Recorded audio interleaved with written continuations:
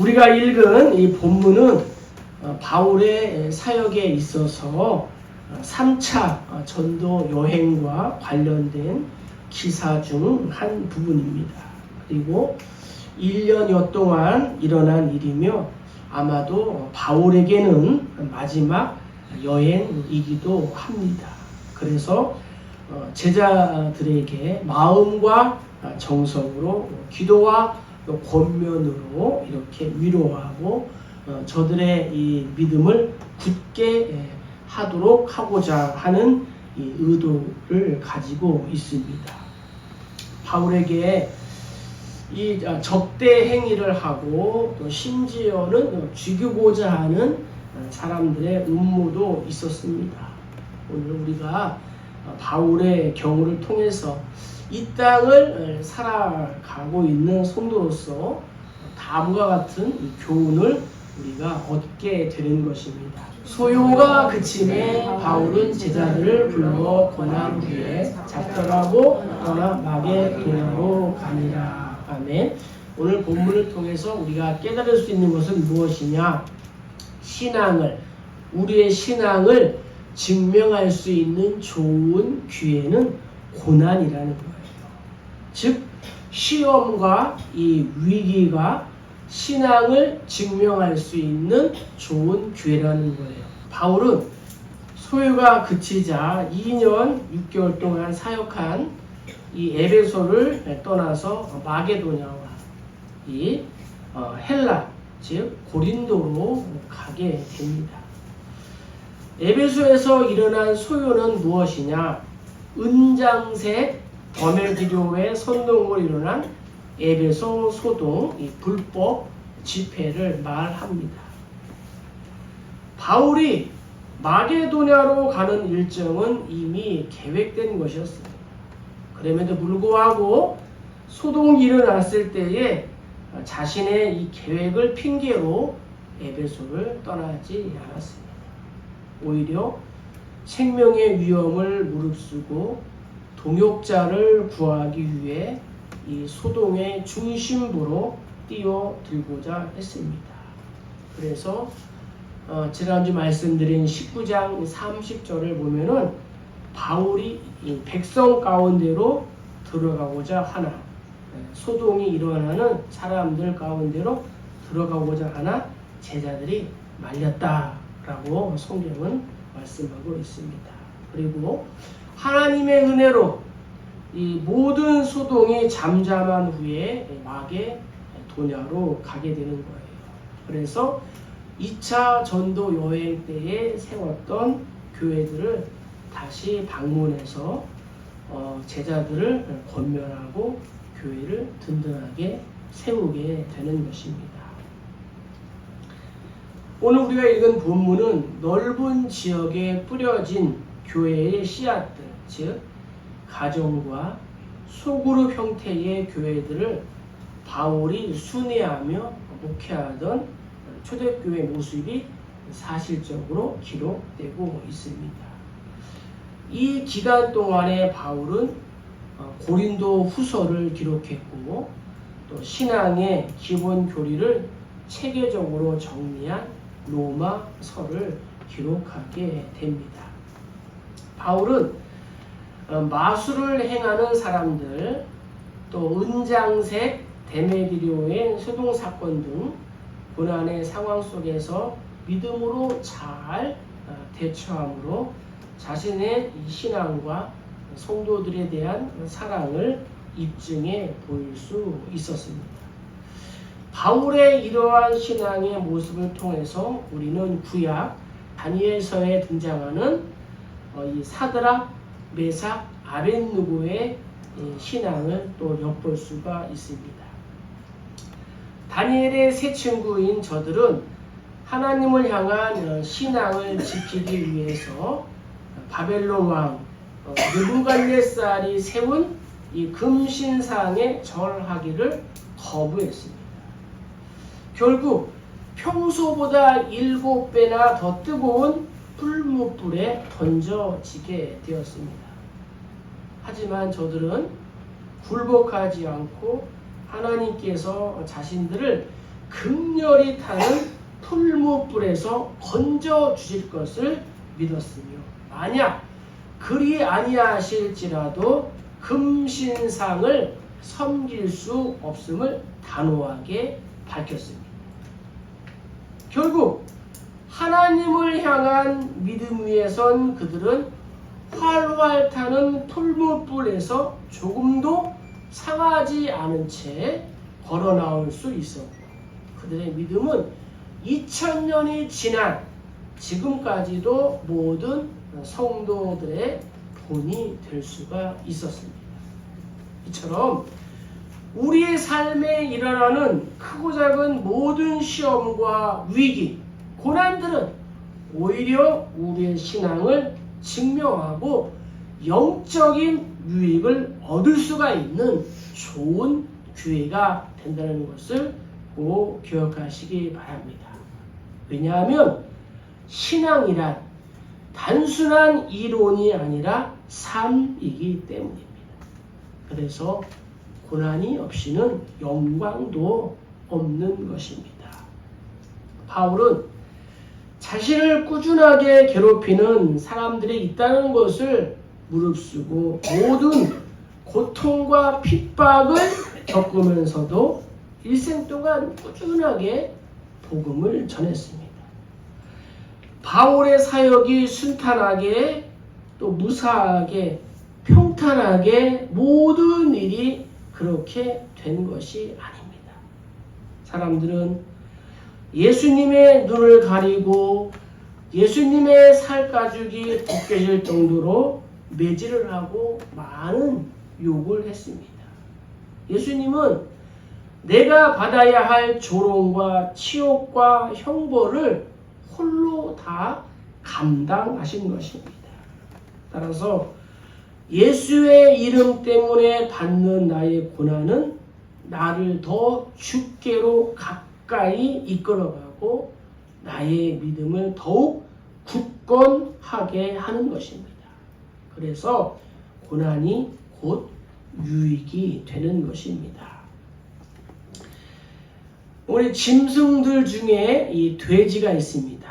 이 돼지는 하늘을 올려다 볼 수가 없습니다. 그 이유는 무엇이냐? 돼지의 목이 땅을 향하고 있어서 기껏 들어봤자 정면만 볼 수가 있기 때문입니다. 그래서 돼지는 스스로 하늘을 볼 수 없다고 합니다.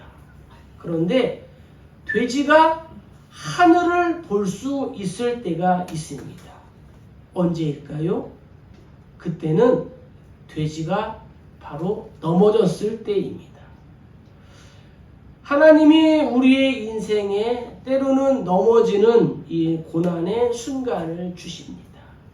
때로는 행복한 순간보다 고통의 순간을 더 많이 주시기도 합니다. 왜?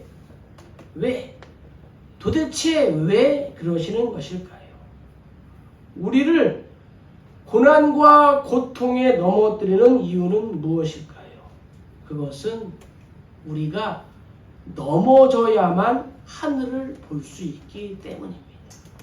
우리는 넘어져야만 하나님을 찾기 때문입니다. 실수하고 죽을 만큼 부끄러운 일을 당해봐야 예수만 의지하는 겸손을 배울 수가 있는 겁니다. 죽을 병에 걸려 죽음의 문턱에 가야만 생명의 주인인 하나님이심을 겸손하게 고백하게 되기 때문입니다. 우리의 인생에 앞으로도 더 많은 넘어짐과 고난이 있을 것입니다. 그때마다 두렵다고 돼지처럼 고개 숙이지 말고 당당하게 하나님과 함께 나아가시기를 축복합니다. 고난은 우리의 신앙을 증명할 수 있는 좋은 기회입니다.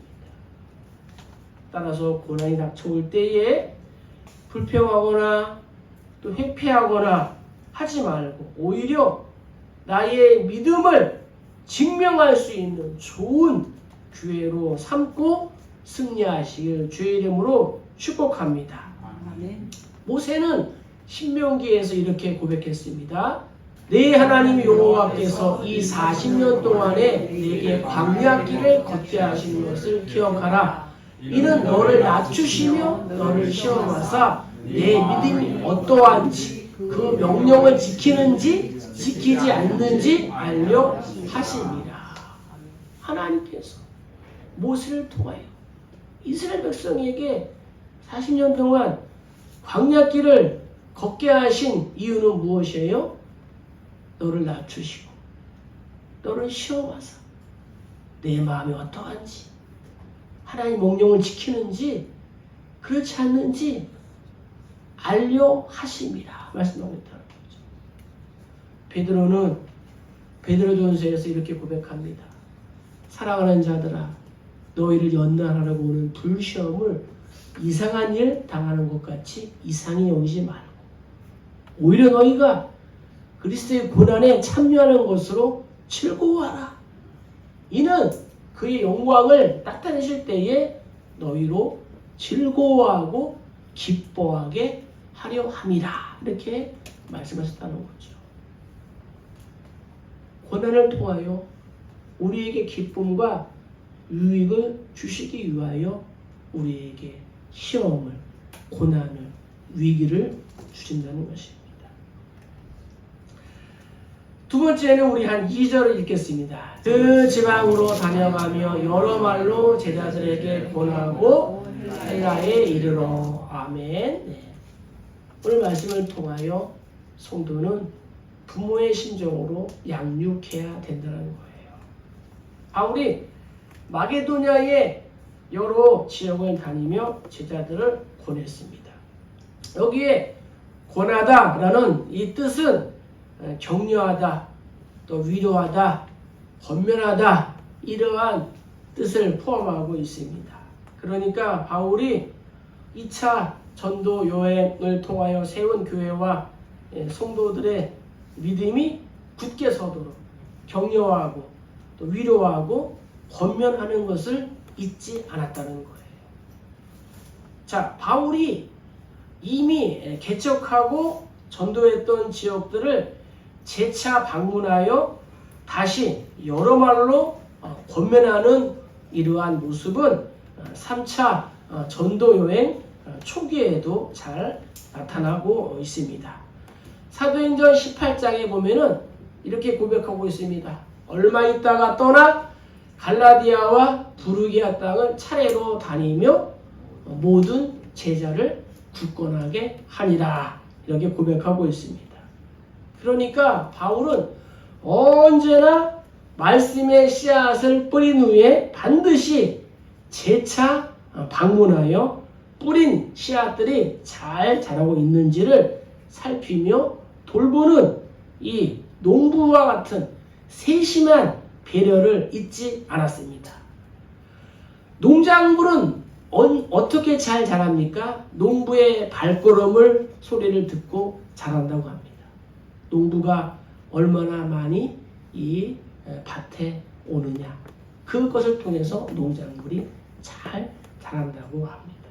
바울은 자신의 전한 복음을 받고 믿은 성도들을 향하여 부모의 심정을 가지고 있었습니다. 부모는 자신들이 낳은 자녀들을 어떻게 돌보고 양육을 합니까? 자녀들이 잘 자라도록 온갖 정성을 다합니다. 좋은 것으로 입히고 좋은 것으로 먹이고 아프기다로 하면 밤을 지새우기까지도 합니다. 진자리 마른 자리 또 갈아주며 손발이 다 닳도록 고생하는 것이 부모의 마음, 부모의 심정이 아니겠습니까? 자녀에 대한 부모의 정성은 측량하기가 어렵습니다. 바울에게도 자신이 개척하고 전도한 성도들에 대한 돌봄과 양육에 있어서 부모의 이러한 심정이었습니다. 그래서 그들을 돌아보고 또 돌아보았던 것입니다. 오늘날 우리들 역시도 바울의 이러한 심장을 우리가 가져야 합니다. 99마리의 양을 두고 잃어버린 한 마리 양을 찾아 나서는 예수의 이러한 심장이 필요한 줄로 믿습니다. 성도들은 자신이 전도한 성도에 대하여 부모와 같은 애정을 갖고 그가 영적으로 성숙하기까지 세심하게 배려해야 되는 것입니다. 하지만 안타깝게도 우리들은 육신의 자녀에 대해서는 낳은 부모로서의 책임과 온갖 정성을 다하면서도 믿음으로 낳은 이 복음의 자녀에 대해서는 소홀히 하기가 일쑤입니다. 다시 말하면 영적인 자녀에 대해서는 하나님이 알아서 하시겠지 하는 식으로 방관하고 또 방치하기 쉽다는 것입니다. 그러나 그래서는 안 되는 것입니다. 물론 씨앗을 자라게 하시는 분이 하나님이시고 또 영혼도 성숙하게 하시는 분도 하나님이십니다. 우리는 이러한 하나님의 주권과 하나님의 섭리를 겸손히 인정해야 됩니다. 그러나 하나님의 주권과 섭리를 인정하는 것이 곧 인간으로서 성도로서 해야 할 의무와 책임까지 포기하는 것을 의미하는 것은 결코 아닌 것입니다. 하나님의 주권을 인정하면 인정할수록 우리가 해야 할 책임과 의무를 다 해야 되는 것입니다. 왜냐하면 하나님께서는 우리의 이 손길을 통하여 복음의 씨앗이 뿌려지고 자라도록 예정하셨기 때문입니다. 바울의 여행의 1차적인 목적은 이 마게도냐 지역의 믿음의 공동체를 방문하여 그들을 위로하고 격려하는 것이었습니다. 여기 본문에 권하다라는 이 말이 바울의 여행 목적을 잘 소개해 주고 있는 표현입니다. 바울의 방문은 연약한 교회와 지체들에게 큰 위로와 격려가 되었을 것입니다. 바울의 여행에 또 다른 한 가지 목적이 있습니다. 그것은 무엇이냐? 교회들을 계속 격려하고 돌보는 것 외에 기근으로 인하여 고생하고 있는 예루살렘 교회의 빈곤한 성도들을 돕기 위하여 연보를 거두는 데 있었습니다. 바울은 이 연보를 위해서 갈라디아와 또 아시아, 또 마게도냐, 또 아가야에 있는 이 지방에 있는 교회들에게 연보를 준비하도록 권했습니다. 이방인 교회들이 준비한 연보는 단순히 사람 그 이상을 나타나는 것이었습니다. 이제는 유대인과 이방인이 주 안에서 그리스도의 한 몸 된 교회를 이루고 있음을 웅변적으로 보여주는 행위였습니다. 우리가 천국에 가기까지 사탄의 방해는 끊이지 않습니다. 그럼에도 불구하고 성도인 우리는 바울처럼 하나님의 주권과 또 섭리를 믿으면서 복음의 씨앗을 담대하게 뿌려야 되는 것입니다. 뿐만 아니라 뿌려진 복음의 씨앗을 돌보고 가꾸기 위한 정성과 이 배려를 결코 게을리 하지 말아야 합니다. 교회의 형편과 이웃의 삶을 부지런히 돌아보아야 하는 것입니다.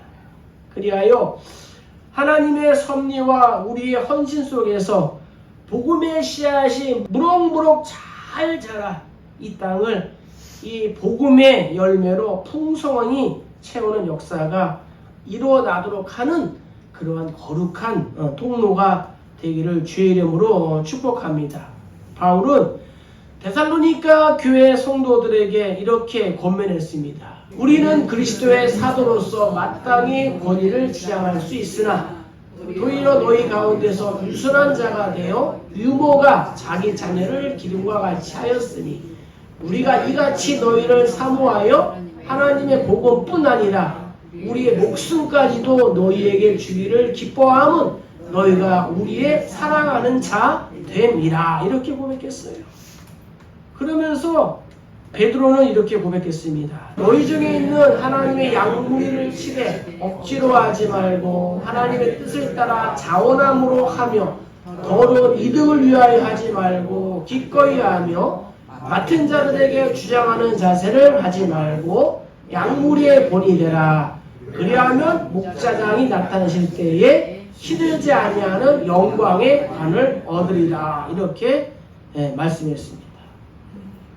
바울의 이러한 고백과 또 베드로의 이러한 권면같이 정말 우리의 또 사랑과 또 헌신과 또 섬김을 통하여 정말 성도들이 우리의 또 사랑을 또 깨닫고 또 예수께서 나타나실 때에 시들지 아니하는 영광의 이러한 관을 받아 쓰는 우리 모두 다 되시기를 주의 이름으로 축복합니다. 아멘. 자, 4절입니다. 아시아까지 함께 가는 자는 베레아 사람 브로의 아들 소바도와 데살로니가 사람 아리스타고와 세군도와 더베 사람 가이오와 및 디모데와 아시아 사람 두기로와 드로피모라. 아멘. 오늘 말씀을 통해서 성도는 함께 가는 자, 신앙의 동반자가 되어야 한다라는 것을 우리가 알 수가 있습니다. 누가는 바울이 아시아로 향하는 길에 함께했던 사람들의 이름을 기록하고 있습니다. 그들은 모두 7명이었습니다. 믿음의 지체들이었습니다. 그리고 여기에 기록된 사람들에 대해서는 디모데를 제외하고는 그리 많은 사실이 알려져 있지 않습니다. 그러나 한 가지 확실한 것은 무엇이냐? 이들 모두가 바울의 선교 여정에 있어서 든든한 동반자, 동역자가 되어 주었다는 사실입니다. 저들의 이름은 바울의 사역에 있어서 아름다운 이름이었습니다. 저기 기록된 이름들 중에 우리들의 이름이 기록되기를 주의 이름으로 축복합니다. 네, 바울의 3차 전도 여행 시 이방의 각 교회들로부터 모금한 헌금을 예루살렘 교회에 전달하기까지 동행하였을 것으로 추정하고 있습니다. 흥미로운 점은 무엇이냐? 이 사도행전을 기록한 누가가 3절에서 바울을 해하려고 하는 많은 유대인들의 공모가 있었다는 사실입니다. 그리고 이어서 4절에 바울과 동행했던 믿음의 동역자들, 동반자들을 자세하게 기록하고 있다는 것입니다. 우리는 이것을 결코 우연의 일치로만 생각해서는 안 됩니다. 여기에는 바울에 대한 하나님의 섬세한 배려와 신실한 사랑을 암시하려는 누가의 의도가 내재되어 있습니다. 성경을 읽어보면 바울이 복음을 전할 당시의 시대적 상황이나 배경이 참으로 열악했습니다. 먼저 당시의 시대적 배경이나 상황은 복음에 대하여 매우 적대적이었습니다. 즉 로마와 이 헬라의 문화가 그랬고 또 종교적으로는 유대인들이 이런 집요한 핍박이 있었습니다. 뿐만 아니라 바울은 개인적으로도 건강이 좋지 않은 상태에 있었습니다. 더욱 바울 옆에는 다른 사도들처럼 또 함께 동고동락해줄 배우자도 없었습니다. 성경은 이렇게 기록하고 있습니다. 여러 계시를 받은 것이 지극히 크므로 너무 자만하지 않게 하시려고 내 육체의 가시 곧 사탄의 사자를 쥐었으니 이는 나를 쳐서 너무 자만하지 않게 하려 하십니다.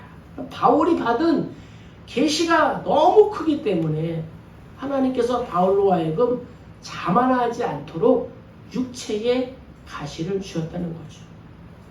또한 우리가 다른 사도들과 주의 형제들과 게바와 같이 믿음의 자매된 아내를 데리고 다닐 권리가 없겠느냐. 베드로를 비롯한 주의 형제들은 결혼을 해서 아내가 있었지만 바울은 독신이었습니다. 아무리 바울에게 하나님의 은혜가 넘친다고 한들 인간적인 고뇌와 외로움이 없었을까요? 그렇다면 이 내외적으로 이러한 환경 속에 있던 바울이 그토록 왕성하게 선교 활동을 할 수 있었던 힘은 어디에서 왔던 것일까요? 물론 곳곳에서 때를 따라 도우시는 하나님의 은혜가 가장 중요한 원동력이었음은 분명합니다. 하지만 한편으로 간과할 수 없는 것은 바울의 옆에서 실로 가족보다 더한 신앙의 사랑으로 늘 함께하며 힘을 주었던 신실한 동역자와 동반자들이 있었다는 사실입니다. 바울은 이들로 인해 힘과 위로와 용기를 얻고 험난하기 그지없는 이 선교 사역을 능력있게 왕성있게 수행했던 것입니다. 그러므로 오늘날 우리 역시 신앙생활과 선교 활동에 있어서 이처럼 신앙의 동반자가 동역자가 참으로 중요하다라는 사실을 결코 잊어서는 안 되는 것입니다. 성도인 우리는 신앙을 함께 나누는 교우들의 중요성을 절대로 과소평가해서는 안 되며 서로가 서로에게 신실한 동역자가 되도록 최선을 다해야 될 줄로 믿습니다. 교회의 머리는 예수 그리스도이고 성도인 우리는 모두 사역자이고 동역자이고 동반자인 것입니다. 교회에 크고 작은 행사가 있을 때에 또 보이는 곳에서 또 보이지 않는 곳에서 헌신하고 수고하고 또 섬겨주고 또 용기를 주는 그러한 분들이 계시기 때문에 또 우리 교회도 또 목회 사역에도 제가 큰 힘을 얻게 되는 것입니다. 언젠가 영국의 한 일간지에서 이러한 조사를 했습니다. 런던으로 가는 가장 좋은 방법은 무엇입니까? 여러분, 부산으로 가는 가장 좋은 방법은 무엇입니까? 캄보디아로 가는 가장 좋은 방법은 무엇입니까? 이렇게 질문을 하고 상금을 준 적이 있는데 가장 훌륭하다. 여러 답들이 나오지 않았겠습니까? 질문에 가장 훌륭한 답은 무엇이냐? 좋은 동행자와 함께 가는 것. 좋은 동행자와 함께 가는 것이 1등이었다고 합니다. 이처럼 성도인 우리도 우리의 천국 여행길에 좋은 동반자가 있다면 그 길은 결코 외롭거나 고통스럽지 않을 줄로 믿습니다. 따라서 성도의 우리 모두는 예수의 피로 맺어진 형제 자매답게 피보다 진한 이 신앙의 사랑으로 하나가 되어 서로를 위한 선한 동역자, 동반자가 되어 주어야 할 줄로 믿습니다. 바울은 로마서에서 이렇게 고백하고 있습니다. 너희는 그리스도 예수 안에서 나의 동역자들인 브리스가와 아굴라에게 문안하라. 그들은 내 목숨을 위하여 자기들의 목까지도 내놓았나니 나뿐 아니라 이방인의 모든 교회도 그들에게 감사하느니라. 아멘. 로마서 16장은 바울의 리스트입니다. 바울의 1차, 2차, 3차 선교 여행에 있어서 바울을 도와주고 기도해주고 함께 동역했던 그러한 바울의 리스트가 기록되어 있다는 거죠. 바울은 빌립보 교회 성도들에게 이렇게 고백합니다.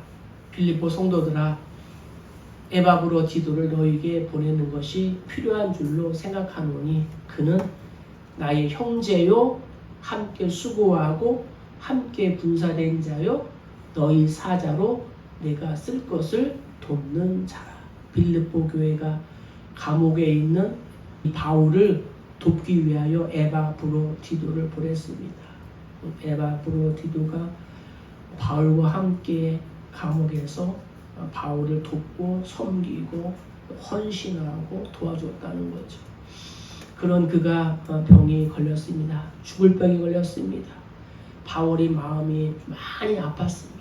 그를 위해서 기도하고 하나님께서 비상 간섭해서 에바브로디도가 건강을 되찾았습니다. 그리고 그 에바브로디도를 다시 빌립보 교회에 보내면서 바울이 빌립보 교회 성도들에게 에바브로에 대하여 이렇게 추천서를 써준 거예요. 칭찬한 거예요. 오늘날 교회의 모든 또 지도자들과 성도들은 바울과 그의 동역자들이 보여준 이 합력하여 선을 이룬 아름다운 모습들을 본받아야 될 줄로 믿습니다. 그리하여 서로를 향한 이 뜨거운 사랑으로 하나가 되고 또 서로에게 동반자가 되어 줌으로써 이 사마귀, 사탄마귀, 이 귀신의 모든 시험을 이기고 또 승리하시는 성도님들 다 되시기를 주의 이름으로 축복합니다. 그런 은혜로 또 8월 한 달을 또 시작하고 또 마무리하시기를 주의 이름으로 간절히 소망합니다.